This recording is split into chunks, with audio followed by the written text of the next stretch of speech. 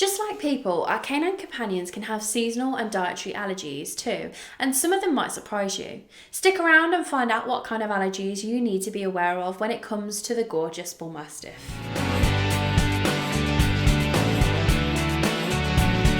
Welcome back to the Fenrir Bull Mastiff Show. If this is your first time here, my name's Charlie and I'm a certified canine leader here at FenrirCanineLeaders.com.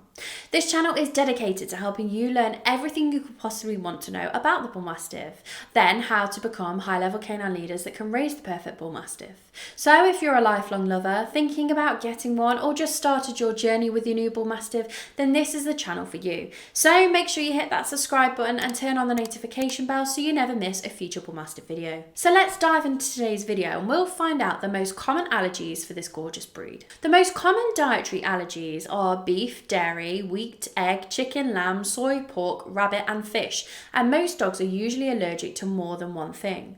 The most common environmental allergies are pollen, harsh cleaning chemicals and detergents, and dust. And it can be hard to determine which of all of these common things or combination of them is the cause of your canine's discomfort. So enlisting your vet early on can help make the process easier. There are some tests that can be done to identify some of the triggers, but not all of them. Bull mastiffs don't have any common allergies as a breed, but every individual is different and allergies are largely dependent on genetics and exposure. You may find that your bull mastiff is sensitive to an ingredient in their food that they've been on for years, or have hives after laying on freshly washed bedding. You'll need to look for the signs of the allergic reactions at all times, just like you would with yourself, though the symptoms are different in canines. Canines will typically have a dietary or environmental allergy reaction in the form of throwing up, loose stools, excessive licking, scratching and chewing all over, and they'll also lick their paws. When you notice these behaviours in excess, note what your dog ate or did in the hour leading up to the symptoms. Remove any possible triggers, and after several days without another episode, start adding potential triggers in one at a time and keep a close eye on them.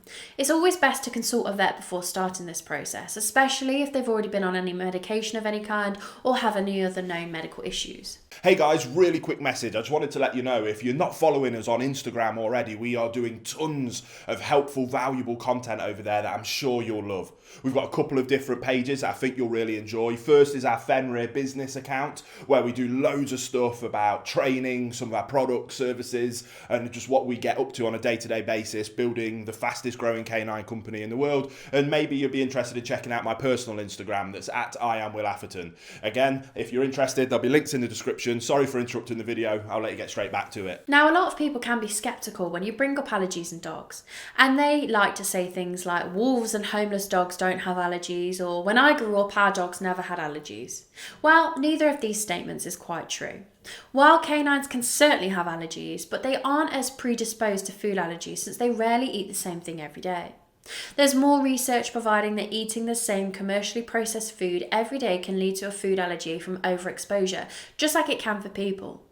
As far as the dogs of our grandparents' generation, they simply don't know to look for the signs of allergies in canines like we do today. Until recently, the attitude was that dogs are always scratching something, licking their paws, and who knows what they got into that gave them the loose stool. We know better now. We know that scratching all over all the time, licking their paws, and any change in their stool is a signal that something they ate or touched doesn't agree with them. Some dogs are more prone to allergies than others though. It can be a genetic factor, or repeated exposure, or just general sensitivity.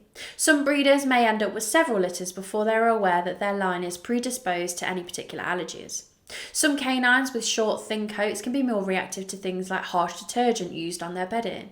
Like thick-coated dogs can get pollen trapped against their skin. This is why enlisting your vet can be so helpful, since they have more experience narrowing down allergy triggers. If you think your canine companion might be allergic to something in their diet or environment, consult with your vet to determine the best way to figure out what they're allergic to.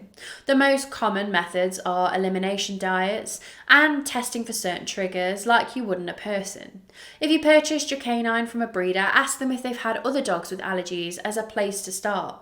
This could be as simple as an over-the-counter supplement, or a few months or a year avoiding foods with chicken products. It could be more complicated and require a rotation of several diets or prescribed allergy pills year-round. Just like us, our canine companions can develop allergies to food and environmental factors that they previously had no issues with, or they may have mild symptoms for most of their life that went unnoticed.